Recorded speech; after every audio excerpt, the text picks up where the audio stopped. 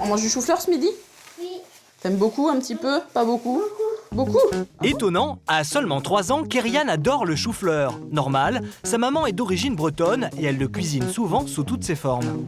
À la vinaigrette, en gratin, en galette, en purée, un petit peu de tout. À chaque fois qu'elle prépare du chou, Clairvy a une astuce pour séduire le palais de ses enfants. Elle le fait cuire longtemps pour le rendre fondant. Et ce midi, c'est en gratin à la béchamel et au gruyère qui ne tarde pas à faire son effet. Après une demi-heure au four, le gratin est prêt et dès la première bouchée, Kériane se régale.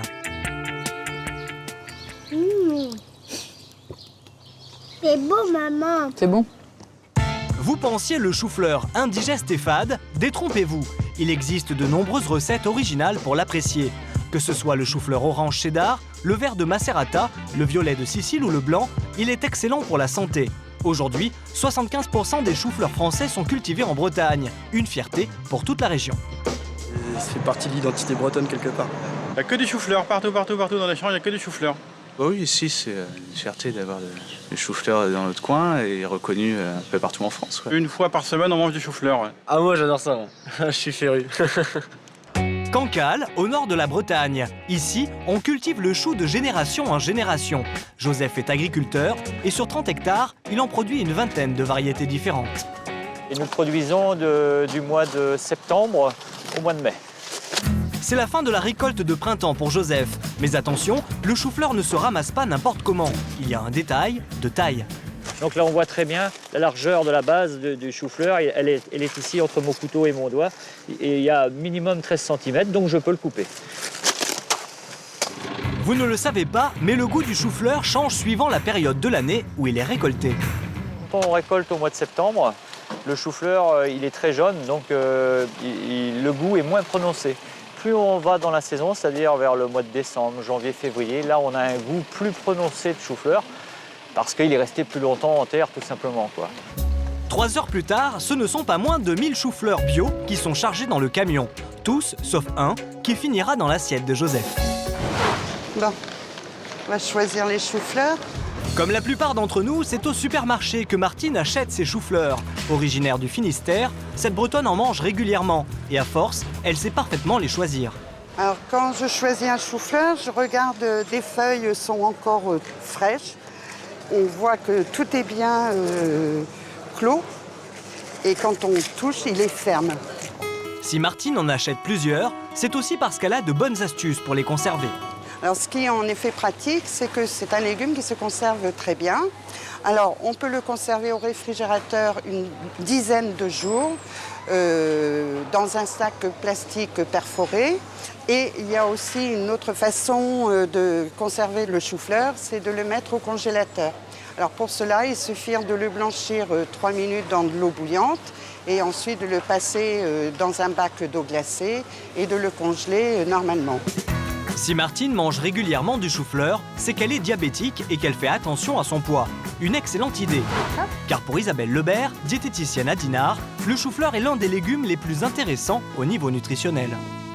Il contient peu de macronutriments, du style lipides, glucides et protéines. Donc c'est ce qui explique d'ailleurs sa faible teneur en calories. Ce qui est intéressant dans le chou, c'est plutôt sa richesse en vitamines, vitamine C, A, E, B.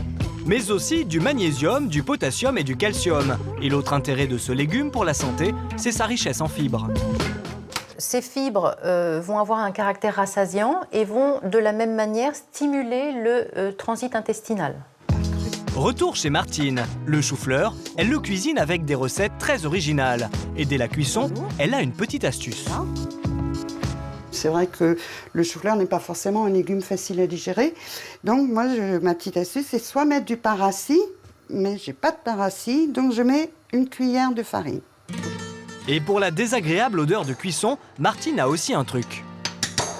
Je mets du citron dans l'eau. 20 minutes de cuisson plus tard, elle peut écraser le chou-fleur en purée et réaliser ses muffins au chou et au bleu. Mettre la farine en premier. Ajouter les œufs, le yaourt et la levure. Bien mélanger et rajouter le beurre fondu, le bleu, le chou-fleur et pour finir, une pincée de noix de muscade. Et maintenant, il ne nous reste plus qu'à remplir les moules. Et à mettre au four 15 à 20 minutes à 180 degrés. Alors là, on va faire un cheesecake, un mélange de salé sucré, en fin de compte. Martine va tenter un dessert façon cheesecake, accompagné de crème anglaise. Commencez par mixer les sablés, ajouter le beurre fondu, mélanger, avant de garnir le fond des moules. On va essayer l'association chou-fleur avec la pomme.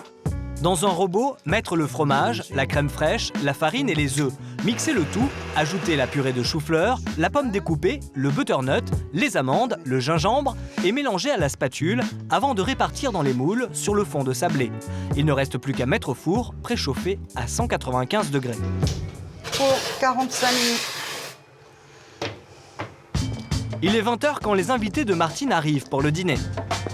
Bonjour Olivier. Bonjour. Petit muffin au bleu. Oui, voilà. Et accompagné d'une simple salade de mâche. On attaque. Après quelques bouchées, les réactions sont plutôt positives. C'est bon? Très très bon. Ça se mange assez facilement. C'est léger. C'est très fondant, j'aime bien. Succès pour le plat, place au dessert. Bon et voilà. Dernière récompense. Un cheesecake au chou-fleur. Un gâteau nappé de crème anglaise pour accentuer le goût sucré-salé. Bien que sceptiques, les invités se lancent et finalement semblent apprécier. J'appréhendais le dessert au chou-fleur parce qu'on n'a pas l'habitude de manger ça. C'était étonnant, mais pas tant que ça finalement. Ça passait très bien. C'est très bon, original et très bon. En verrine fraîche, en muffin ou sucré pour le dessert, laissez le chou-fleur vous surprendre et prendre soin de votre santé.